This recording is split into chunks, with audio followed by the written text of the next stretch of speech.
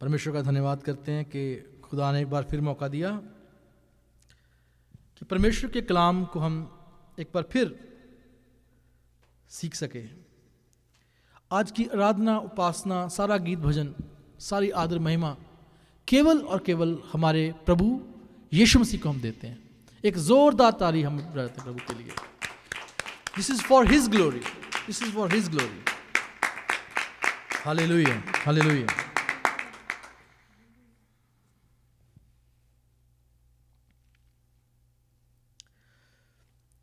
एक वाक्य मैं पढ़ना चाहता हूं आपके सामने,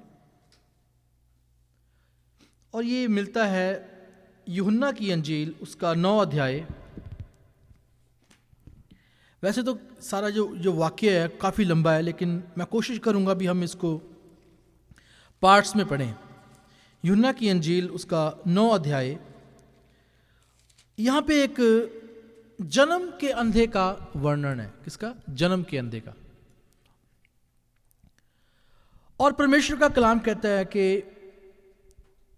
प्रभु के चेले प्रभु से पूछते हैं, प्रभु यीशु मसीह से पूछते हैं कि किसने पाप किया?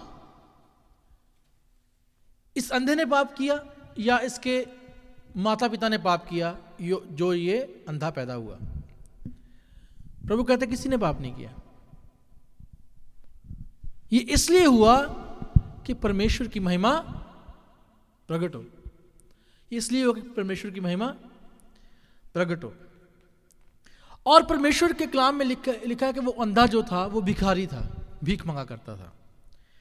और जब लोगों ने देखा, अब पूरा वाक्य टाइम समय नहीं है पढ़ने का, लेकिन लास्ट वाली वर्सेस पढ़ेंगे हम।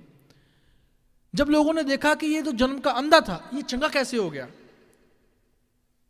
और उनको पता था कि ये तो यहां पे बैठ के भीख मांगा करता था, और सबको पता है कि वो जन्म का अंधा है, तो वो उससे पूछने लगे भी तेरी आंखें कैसे खुल गई? किसने खोली? तू चंगा कैसे हो गया? ये मिरेकल हो कैसे गया?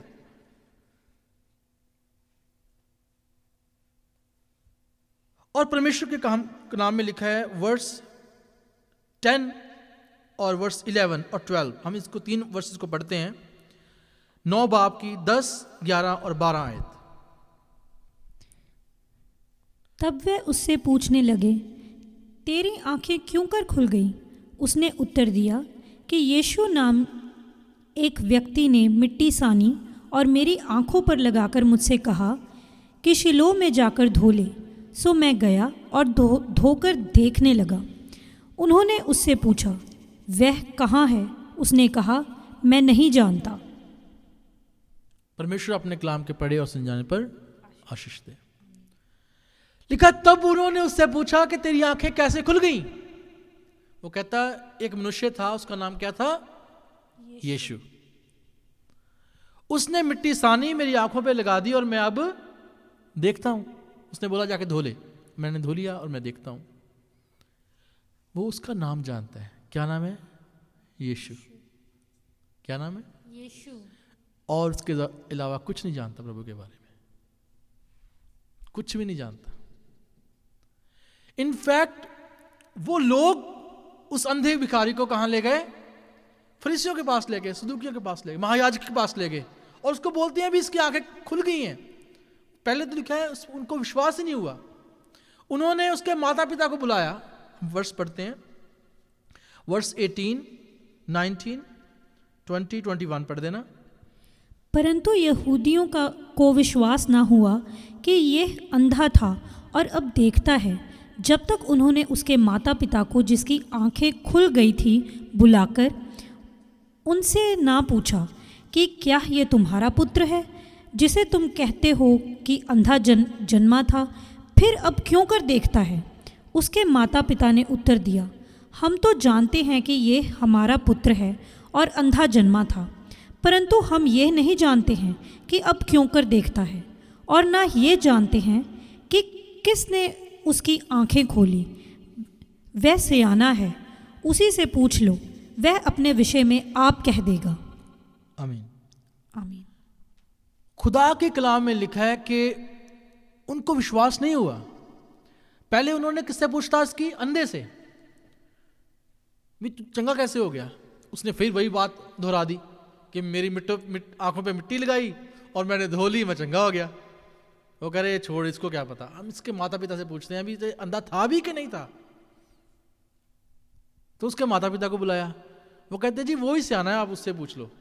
अब उनके कहने का कारण ये था कि फरीसियों ने, सदूकियों ने एका किया हुआ था कि जो यीशु मसीह के बारे में बोलेगा कि ये अच्छा बंदा है या नबी है या मसीह है, तो उसको हम अपने समाज में से, हैकल में से, मंदिर में से निकाल देंगे बाहर। ये लिखा हुआ है यहाँ पे। और जब उसके माता पिता को बुलाया गया तो वो डर गए। वो कहते भी वही बंदा जो अच्छा हुआ है, वो सियाना है ना, ही इज अडल्ट नाउ, है ना, बड़ा है, वो छोटा तो है नहीं, आप उसी से पूछ लो। हमें बताने की जरूरत नहीं है, वो हम इतना मुझे पता है कि बेटा हमारा ही है वो, और इतना भी पता है कि वो अंधा ही जन्मा था, लेकिन अच्छा कैसे हो गया ये नहीं हमें पता, आप उससे पूछ लो। और परमेश्वर के कलाम में लिखा है कि वो चले गए उसके माता पिता। वर्स 22 यहां लिखा है, ये बातें उसके माता पिता ने इसलिए कही कि यहूदियों से डरते थे, क्योंकि यहूदी एकमत हो चुके थे कि यदि कोई कहे कि वे मसीह है तो आराधनालय से निकाला जाए। इसी कारण उसके माता पिता ने बोला ये सियाना है, आप उसी से पूछ लो। अब असली स्टोरी शुरू होती है।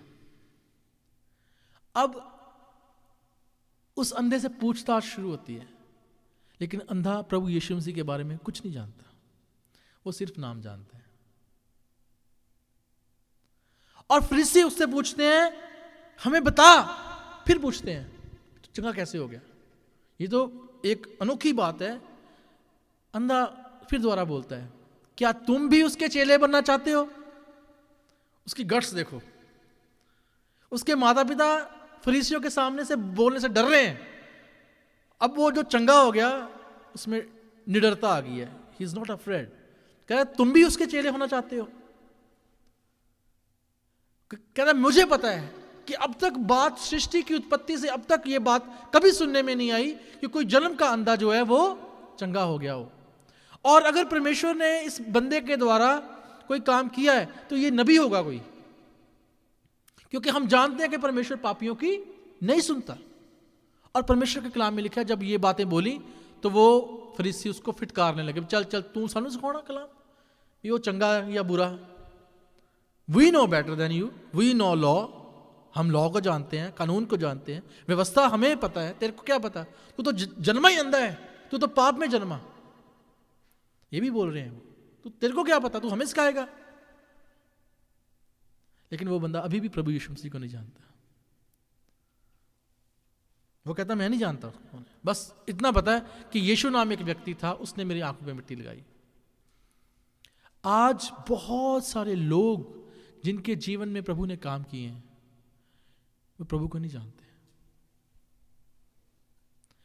बहुत सारे मसीही लोग जो जन्म से हमारे जैसे born and bought up Christian है, वो मसीह को नहीं जानते। परमेश्वर हर दिन उनके जीवन में काम करता है, हर दिन चमत्कार होते हैं, हर दिन नया नया अनुग्रह आता है प्रभु के द्वारा। लेकिन फिर हम कहते हैं हाँ वो God is there, but we don't know him personally.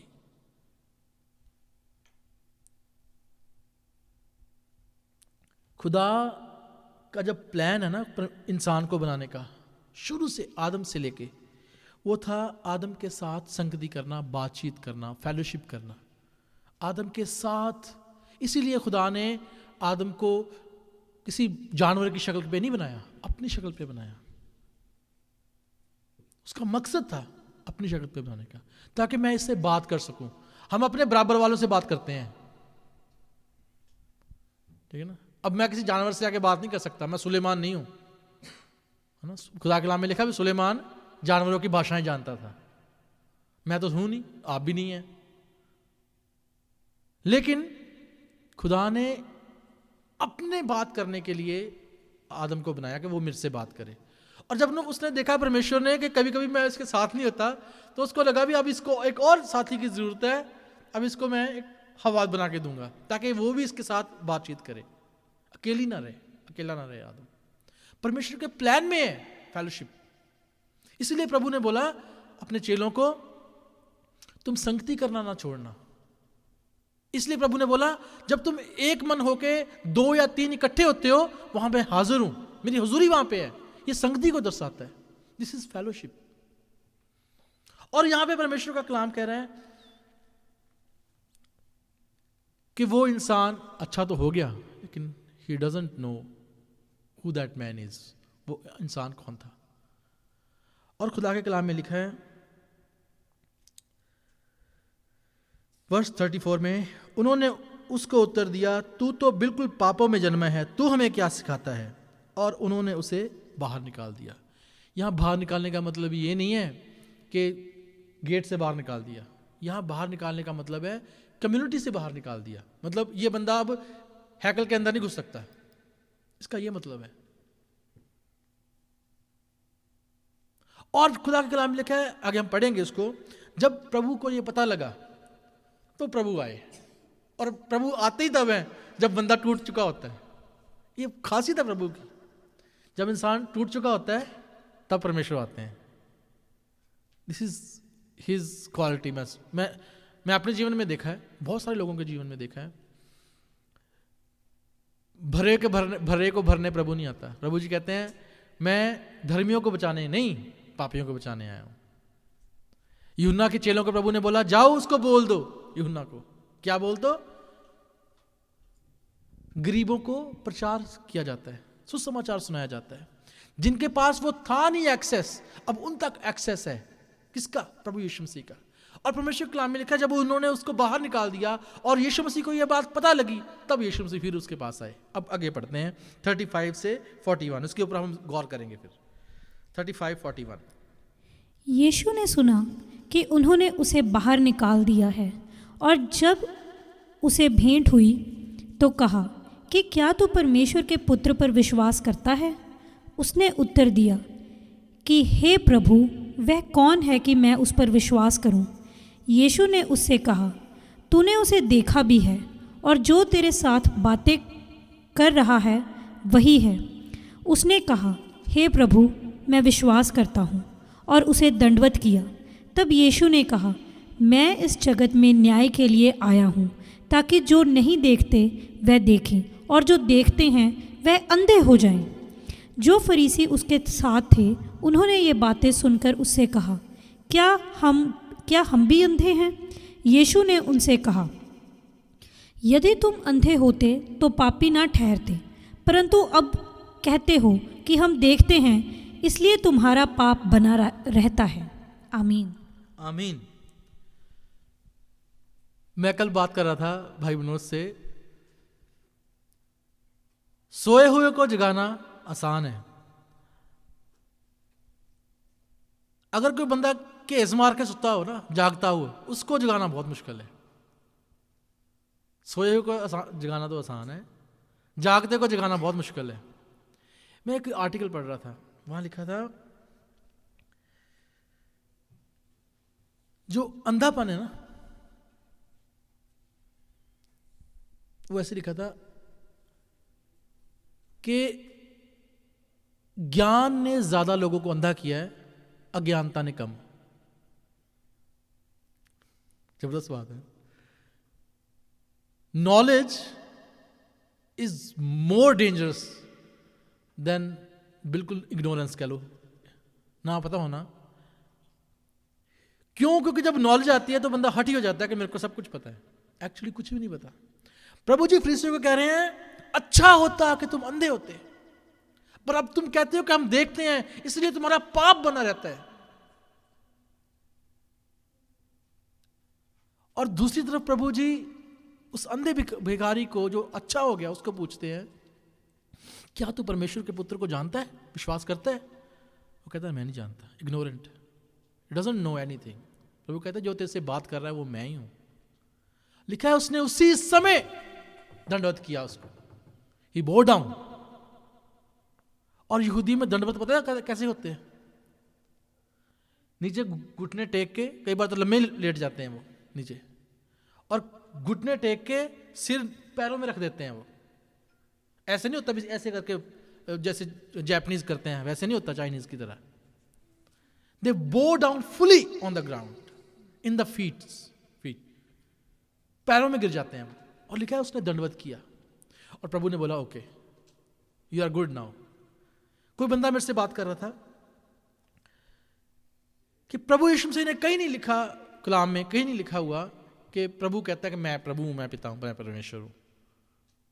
लेकिन प्रभु ने कभी मना भी नहीं किया अपने आप को दंडवत करने के लिए, और यहां पे दंडवत किया उसने। और प्रभु ने बोला तू परमेश्वर के बेटे को जानता है? मैं हूं।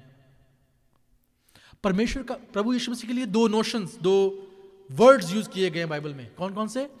मनुष्य का पुत्र और परमेश्वर का पुत्र। दोनों की बहुत ज्यादा इंपॉर्टेंस है। हम सब परमेश्वर के पुत्र हैं। जब अय्यूब परमेश्वर के सामने अय्यूब का वृत्तांत पढ़ते हैं हम, तो खुदा के कलाम में लिखा है कि जब अय्यूब की परीक्षा हुई उससे पहले परमेश्वर के पुत्र उसके परमेश्वर के सामने उपस्थित हुए, और उनमें शैतान भी था। वहां लिखा है वर्ड परमेश्वर के पुत्र, उनमें शैतान भी था। लेकिन प्रभु यीशु मसीह के लिए लिखा है कि वो परमेश्वर का इकलौता पुत्र है, उसके अलावा है ही कोई नहीं। हम सब भी तो परमेश्वर के पुत्र हैं। परमेश्वर का पुत्र का मतलब है he is part of God, he is God. क्या तू परमेश्वर के पुत्र को जानता है? You know God? He said I don't know. प्रभु कहते हैं जो तेरे से बात कर रहा है वह मैं ही हूं। Don't be ignorant. दूसरा वर्ड यूज किया गया है बाइबल में मनुष्य का पुत्र। और यहूदियों को मनुष्य का पुत्र जब वर्ड बोला जाता है, दे नो कि इसका क्या मतलब है। परमेश्वर का पुत्र का तो उनको पता ही है कि परमेश्वर के पुत्र का मतलब है कि ही इज पार्ट ऑफ गॉड। इसलिए खुदा के कलाम में लिखा है कि जब प्रभु यीशु मसीह ने उनको बोला कि मैं परमेश्वर का पुत्र हूं, तो उन्होंने पत्थर उठा लिए मारने के लिए प्रभु यीशु मसीह को। क्यों? क्योंकि वो कहते हैं ये ब्लास्फेमी है। क्यों? क्योंकि ये अपने आप को परमेश्वर का पुत्र बोल के परमेश्वर के बराबर, परमेश्वर के तुल्य बन रहा है। इसका मतलब यहूदियों को ये पता है कि अगर कोई अपने आप को नाम दे रहा है परमेश्वर के पुत्र का, तो वो अपने आप को परमेश्वर प्रेजेंट कर रहा है, बिकॉज दे नो कि परमेश्वर के पुत्र का मतलब क्या है एक्चुअली। अब मनुष्य का पुत्र, दानियल की किताब उसका 7 अध्याय अगर हम वहां पे पढ़े तो वहां पे वर्ड आया मनुष्य का पुत्र, और वहां पे लिखा हुआ है कि वो स्वर्ग से आता हुआ दिखाई देगा। अब यहूदियों को यह बात पता है कि अगर प्रभु यीशु मसीह अपने आप को मनुष्य का पुत्र बोल रहे हैं, दैट मीन्स वो क्लेम कर रहे हैं कि मैं परमेश्वर हूं। 17 वर्ष देखना, 16-17 दानियल की किताब। हम प्रभु के बारे में जानने की कोशिश कर रहे हैं ना।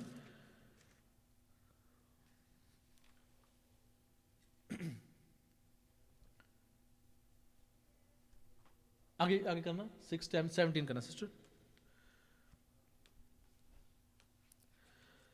परमेश्वर के कलाम में लिखा है, मैं पढ़ देता हूं आपको, देख लेता हूं। चैप्टर 7 ही है।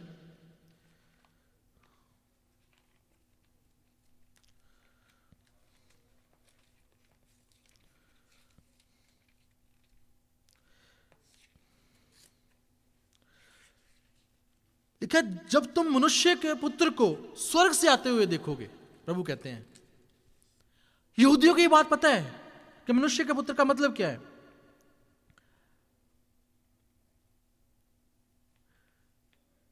वर्स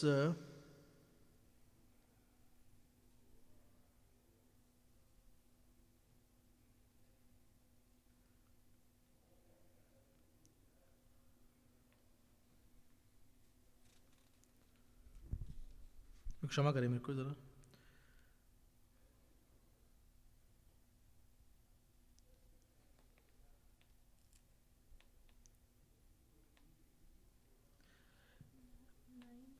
हाँ जी,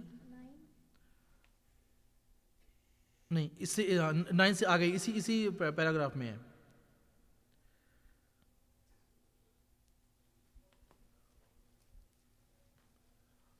वहां लिखा है कि मनुष्य का पुत्र जब स्वर्ग से आएगा उसके साथ लाखों लाख फरिश्ते मैंने देखे, दानियल कहता है, और सारे जो लोग थे उसके सामने झुक गए, है ना। और ये बात जो है, हाँ ये देखो लिखा है 13, हाँ इसी उसमें है पैराग्राफ में। मैंने रात में स्वप्न देखा और देखो मनुष्य की संतान सा कोई आकाश के बादलों समेत आ रहा था, और वे उस अति प्राचीन के पास पहुंचा और उसको वे उसके समीप लाए, और उसको प्रभुता, महिमा, राज्य दिया गया। किसके बारे में लिखा है? मनुष्य के पुत्र के बारे में। प्रभु का क्या कहते हैं? मनुष्य का पुत्र अपने आप को। अब ये यहूदी बात समझते हैं, लेकिन जब वो खुदा का बेटा अपने आप को बोलते हैं तो वो तो पत्थर उठा लेते हैं। अब मनुष्य का पुत्र बोलने के लिए उनको इतराज नहीं है, क्योंकि वो है, उनको पता है भी वो मनुष्य का पुत्र है। लेकिन उनको ये बात पता है कि दानियेल की किताब में ये लिखा हुआ है कि मनुष्य का पुत्र स्वर्ग से आएगा, बादलों पे आएगा। हम प्रभु को बहुत तब तक नहीं जान पाएंगे, मैं ऐसा सोचता हूं, जब तक हम परमेश्वर के बिल्कुल पास नहीं आते। हम दूर से प्रभु को जैमसी के वाले रह जाएंगे। खुदा का जो प्लान है मेरे और आप सबके लिए, वो है परमेश्वर के साथ हमारी निकटता, परमेश्वर के साथ हमारी नियरनेस, परमेश्वर के साथ हमारी फेलोशिप। और यही काम तो हमने स्वर्ग में जाके करना है। मैं आपको स्वर्ग नहीं लेके जा सकता। इनफैक्ट दुनिया का कोई भी पादरी आपको स्वर्ग नहीं लेके जा सकता। सिर्फ और सिर्फ प्रभु यीशु मसीह है। आकाश के नीचे, धरती के ऊपर और कोई नाम दिया ही नहीं किया जिसके बगैर हम निजात पाएं, उद्धार पाएं। उद्धार का मतलब है परमेश्वर के साथ सदैव जिंदगी, सदा की जिंदगी परमेश्वर के साथ। अब प्रभु जी उसको कहते हैं, और उसने दंडवत किया। एक वचन पढ़ते हैं,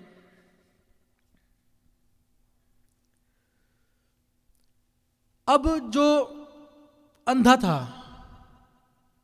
वो ये बात कन्फेस कर रहा है कि अब मैं उसको जान गया हूं। अब वो कौन है?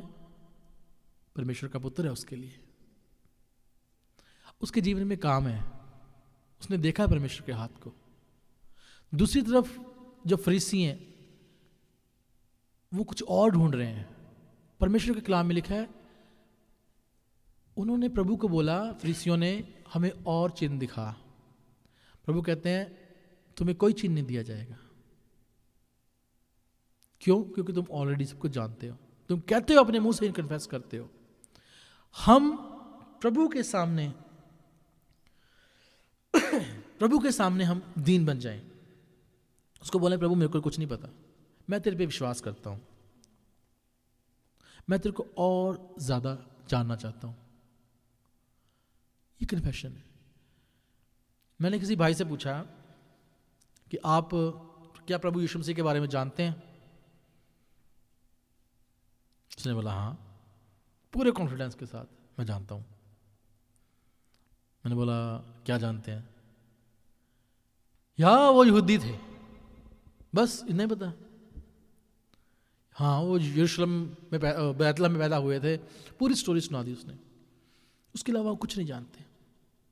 ये अधूरा ज्ञान। जागते हुए को जगाना मुश्किल है। पानी दे।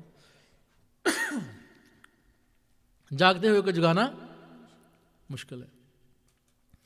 काश वो मेरे को बोलता कि मेरे को नहीं पता, मैं उसको बताता। राइट? Thank you.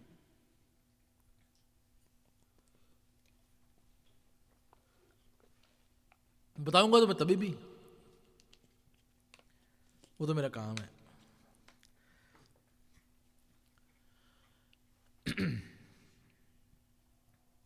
कुछ एक तो वर्सेस पढ़ते हैं, उसके बाद परमेश्वर के कलाम की ओर जाएंगे। इसी के रिलेटेड है जो मैं चाहता हूं कि हम सीखें।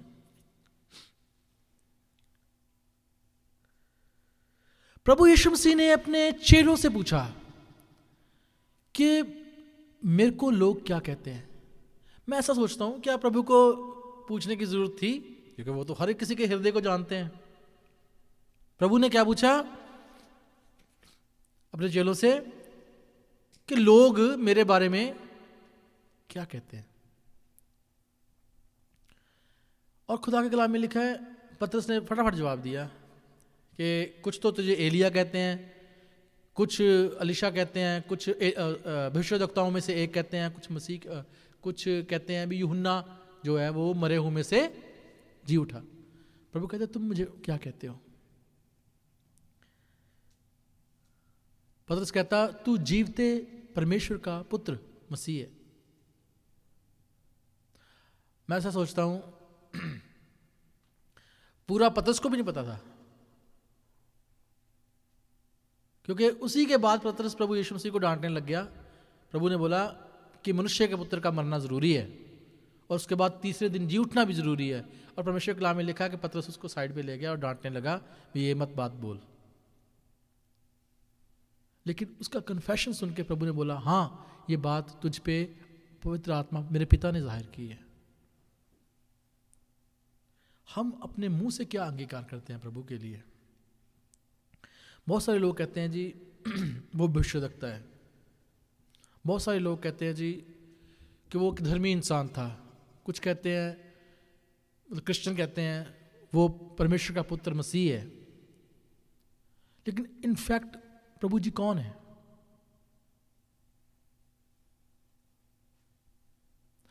फरीसी प्रभु को कहते हैं भी, कुछ लोग कहते हैं भी इसके कामों को देखने के द्वारा हमें लगता है कि क्या मसीह जब आएगा तो इससे बड़े काम करेगा, कुछ लोगों ने बोला।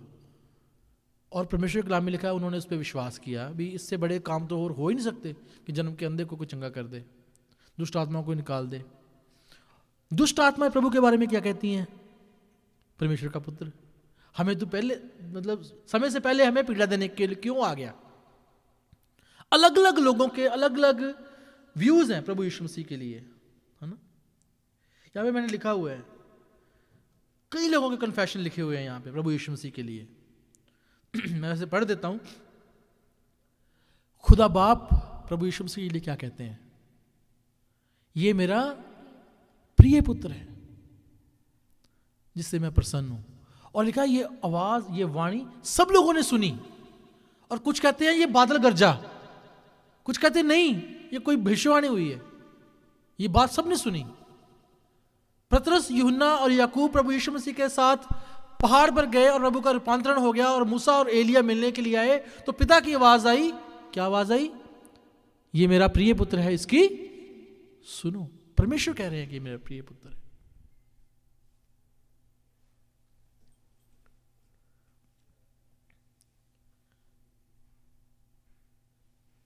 सेंचुरियन जो ना यहूदी था, ना क्रिश्चियन था, ना प्रभु का डिसाइपल था, सूबेदार जिसको आज्ञा मिली थी कि वो प्रभु को क्रूसीफाई करे, वो कहता हाँ ये मनुष्य जरूर परमेश्वर का पुत्र था। उसका कन्फेशन है। अलग अलग लोगों ने बोला। मार्था बोलती है, यूहन्ना बपतिस्मा देने वाला बोलता है कि मैं घटूं वो बड़े, वो मेरे से पहले है, वो दुल्हा है, वो मालिक है, वो हेड है, मैं तो उसकी जूती का तस्मा खोलने के भी लायक नहीं हूं। कलीसिया उसकी है, दुल्हन उसकी है। वो कहता है कि वो मेमना है, वो खुदा का बर्रा है जो जगत के गुनाहों को उठा ले जाता है। कौन बोल रहा है? एक भविष्यद्वक्ता जॉन द बैप्टिस्ट बोल रहा है। दुष्ट आत्माएं बोलती हैं, शैतान बोल रहा है। ठीक है, प्रभु के डिसाइपल्स चलो बोलना ही बोलना, प्रभु के डिसाइपल्स ने ना। मार्था बोल रही है, नथानियल ने कन्फेस किया, पौलुस ने कन्फेस किया, है ना। वो इंसान जो कलीसिया को प्रताड़ित करता था, ही वॉज परसिक्यूटिंग द कॉन्ग्रीगेशन, उसने बोला। बहुत सारे फरीसियों ने एक्सेप्ट किया प्रभु को, है ना, कि तू परमेश्वर का पुत्र मसीह है। हमारा कन्फेशन क्या है प्रभु के लिए? हमारा कन्फेशन क्या है? एक वर्ष पढ़ते हैं, मत्ती की इंजील उसका 10 अध्याय उसकी 41, बड़ी इंपॉर्टेंट वर्ष है। मत्ती 10 की 41, सिस्टर पढ़ देना। जो भविष्यद्वक्ता को भविष्यद्वक्ता जानकर ग्रहण करे वह भविष्यद्वक्ता का बदला पाएगा, और जो धर्मी जानकर धर्मी को ग्रहण करे वह धर्मी का बदला पाएगा। आमीन। आमीन। मैं बोलता हूं जो भविष्यवक्ता को भविष्यवक्ता जानकर ग्रहण करे उसको फल किस चीज़ का मिलेगा? भविष्यवक्ता तक का उतना ही मिलना फल, क्योंकि भविष्यवक्ता के पास जितना है वही दे सकता है। ऐसा नहीं है उसके पास। अगर कोई धर्मी को धर्मी जानकर उसका भला करता है तो उसको भी फल मिलेगा, लेकिन अगर कोई परमेश्वर के पुत्र को मसीह जानकर ग्रहण करता है तो उसका फल पाएगा।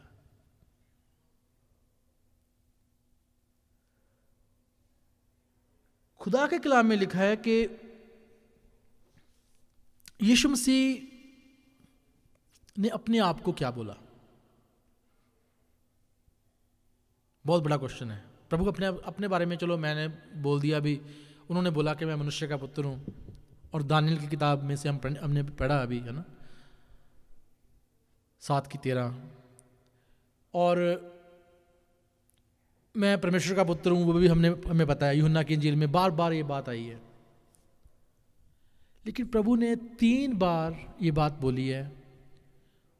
खुदा के कलाम में मैंने पढ़ा, वहाँ पे लिखा है यहाँ वो है जो सुलेमान से बड़ा है, यहाँ वो है जो योना नबी से बड़ा है, यहाँ वो है जो इस मंदिर से बड़ा है। मत्ती की इंजील उसका 12 अध्याय में ये बात 3 बार लिखी है, आई है। प्रभु कहते हैं इससे पहले कि अब्राहम था मैं हूं। मूसा, खुदा कलाम में लिखा है कि मूसा तो दास था, लेकिन प्रभु यीशु मसीह मालिक है। इब्रानिया किताब में लिखा है मूसा कौन था? दास। उसको सेवा दी गई थी, तंबू की सेवा किसकी करनी थी उसने? प्रभु यीशु मसीह की। ये बात फरीसी एक्सेप्ट नहीं करते। फरीसी ये कहते हैं, सदूकी यहूदी ये कहते हैं कि मूसा बड़ा है। क्यों? क्योंकि व्यवस्था उसके द्वारा आई। लेकिन वो ये भूल गए कि व्यवस्था को देने वाला अब उनके सामने खड़ा है। एक और बात, मैंने बहुत सारे लोगों को सुना, हम गीत भी अक्सर गाते हैं, कुदरत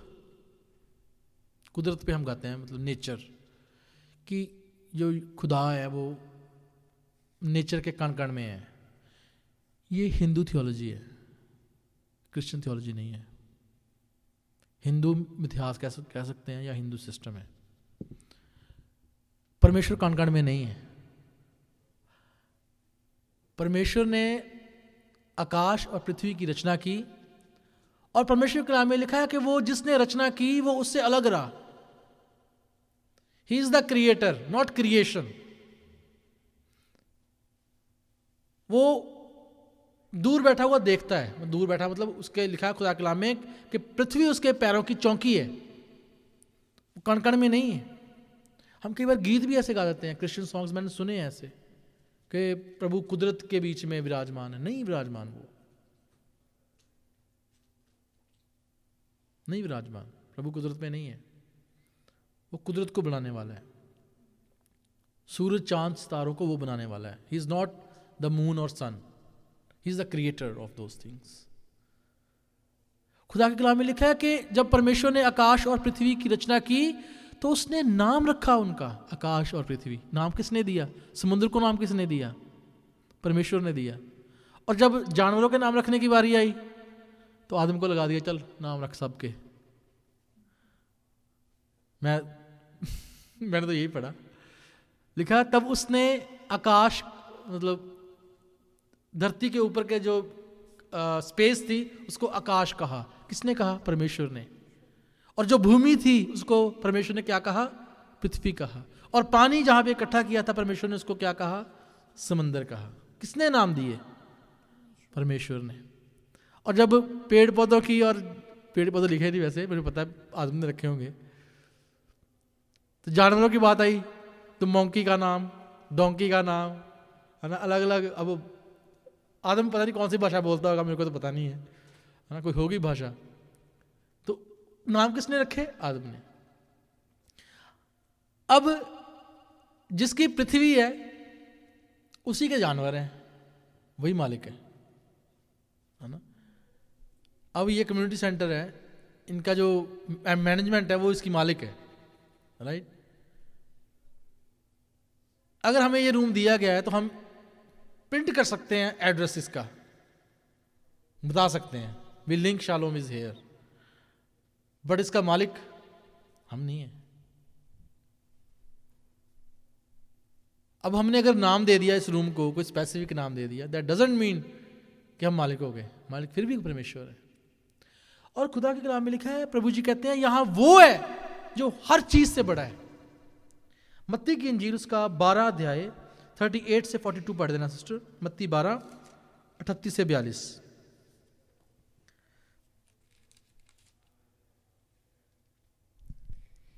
इस पर कितने शास्त्रियों और फरीसियों ने उससे कहा, हे गुरु, हम तुझसे एक चिन्ह देखना चाहते हैं। उसने उन्हें उत्तर दिया कि इस युग के बुरे और व्यभिचार लोग चिन्ह ढूंढते हैं, परंतु यूनस भविष्यद्वक्ता के चिन्ह को छोड़ कोई और चिन्ह उनको ना दिया जाएगा। यूनस 3 रात दिन जल जंतु के पेट में रहा, वैसे ही मनुष्य का पुत्र 3 रात दिन पृथ्वी के भीतर रहेगा।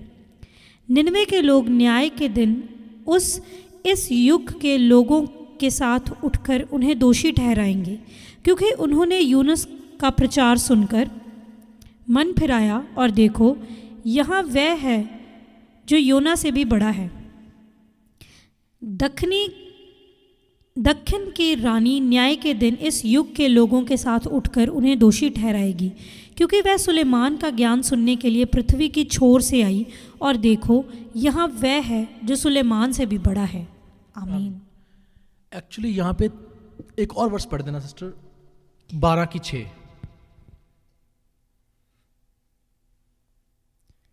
पर मैं तुमसे कहता हूँ कि यहाँ वह है जो मंदिर से भी बड़ा है। आमीन। आमीन। यहाँ पे 3 सिस्टम की बात की गई है।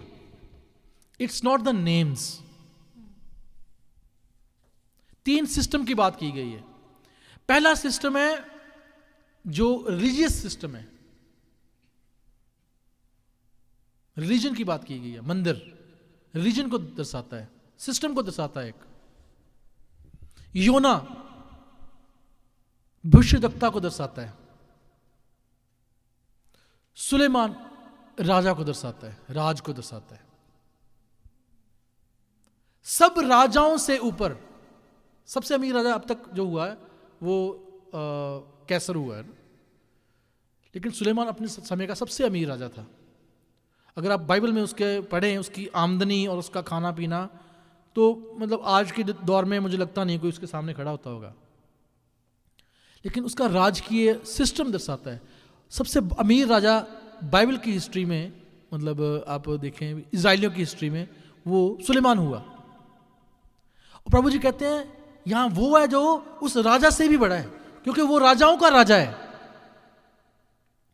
और जब प्रभु जी बात करते हैं भविष्यद्वक्ता की, तो वो कहते हैं वो प्रभुओं का प्रभु है। कौन है? प्रभु यीशु मसीह। यहां पे वो है जो योना से बड़ा है। योना तक परमेश्वर का कलाम पहुंचता था, खुदा का कलाम दुनिया तक पहुंचता था नबी के द्वारा।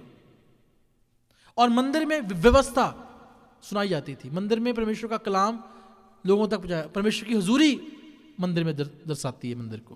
प्रभु कहते हैं यहां पे वो है जो मंदिर से भी बड़ा है।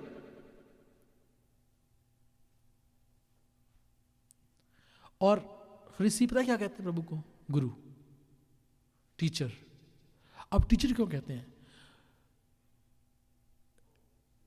बाइबल में अब अगर यहूदियों का सिस्टम पढ़ें तो यहूदी एक मसीह की वेट कर रहे थे। नई बात मेरे को भी सीखने को मिली, मैं आपको बताता हूं। यहूदी किसकी वेट कर रहे थे? मसीहा की, जो उनको क्या करेगा? छुड़ाएगा, और उस मसीह का राज्य कभी खत्म ना होगा। वो एक ऐसे वॉरियर की या ऐसे किंग की वेट कर रहे थे जिसका राज्य कभी खत्म ना होगा। प्रभु कहते हैं मैं वो हूं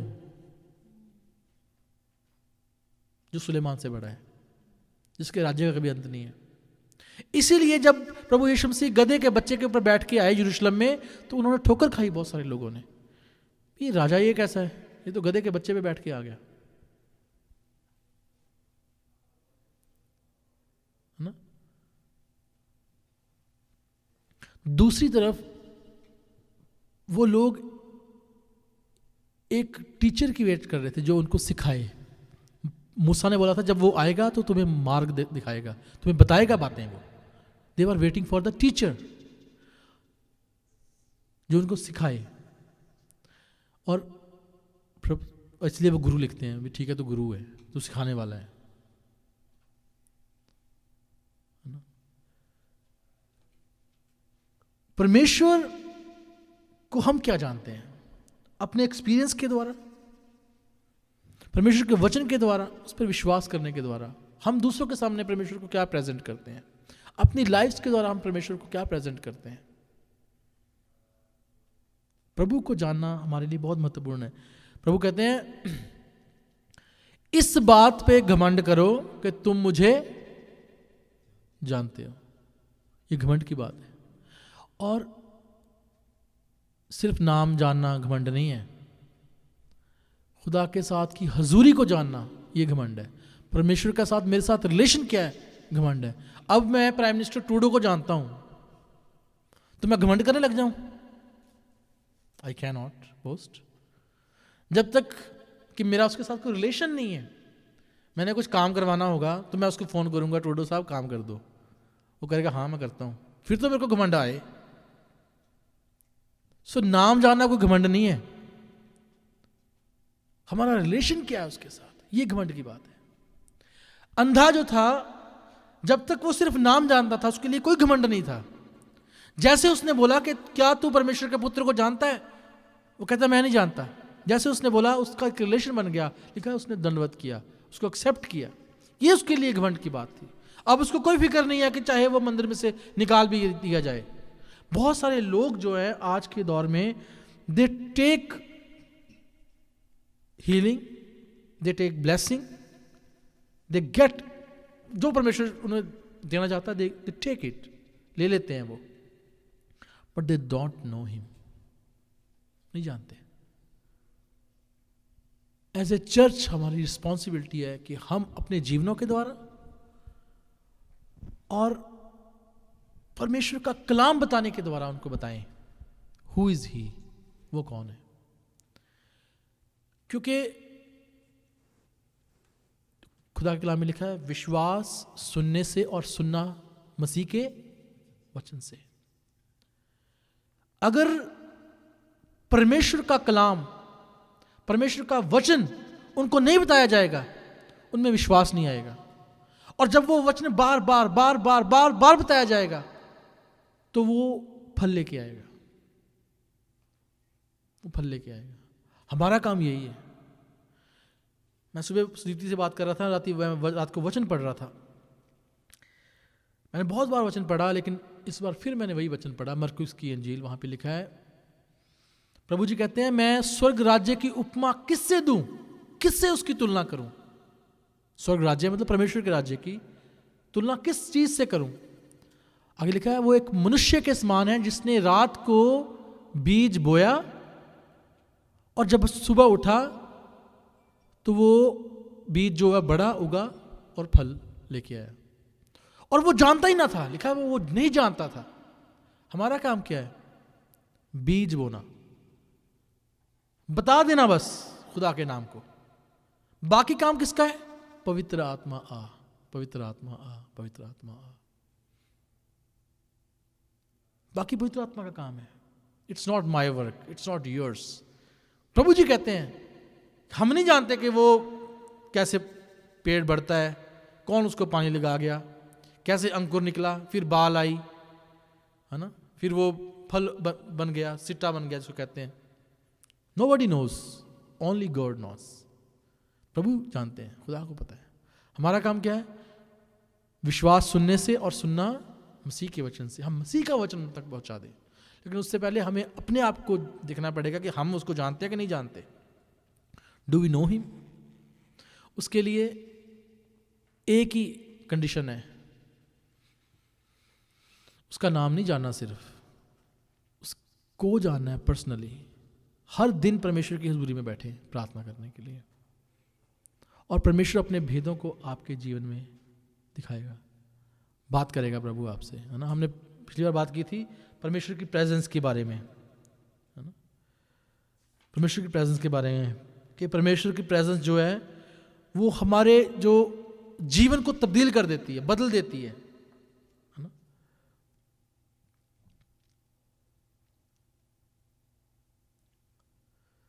परमेश्वर के सामने झुकना है, परमेश्वर को बोलें प्रभु I want to know you more more and more. खुदा के कलाम में लिखा है जब परमेश्वर ने इंसान को बनाया, आदम को बनाया, तो उसने लिखा है he made him in his own image and own likeliness, अपने रूप में और अपनी समानता में बनाया। लेकिन उससे अगली वर्ष में लिखा है कि उसने उसको अपनी रूप में, अपनी इमेज में बनाया। अगेन लिखा है he made him in his own image. हम समानता में तब तक नहीं आते जब तक पवित्र आत्मा हमें साथ नहीं देता।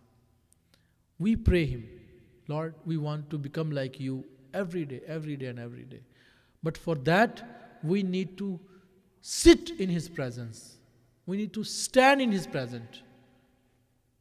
खुदा की प्रेजेंस में बैठे रहें, उसके लिए वेट करें। जब हम करेंगे he will do miracles, he will say क्या तू मुझे जानता है? हम बोलते हैं नहीं पूरा नहीं पता। प्रभु कहते हैं हाँ मैं हूं। फिर हमें कोई परवाह नहीं दुनिया की। खुदा आप सबको आशीष और बरकत दे, आमीन। अपनी आंखों को बंद करें, सिरों को झुकाएं, दुआ में चलेंगे। Hallelujah hallelujah hallelujah. Thank you Lord, thank you thank you thank you. प्रभु आपका धन्यवाद करते हैं पिता परमेश्वर आज के वचन के लिए। प्रभु जो प्रभु आपने हमें दिया लॉर्ड, होने दे कि हम आपको पर्सनली प्रभु जान सकें।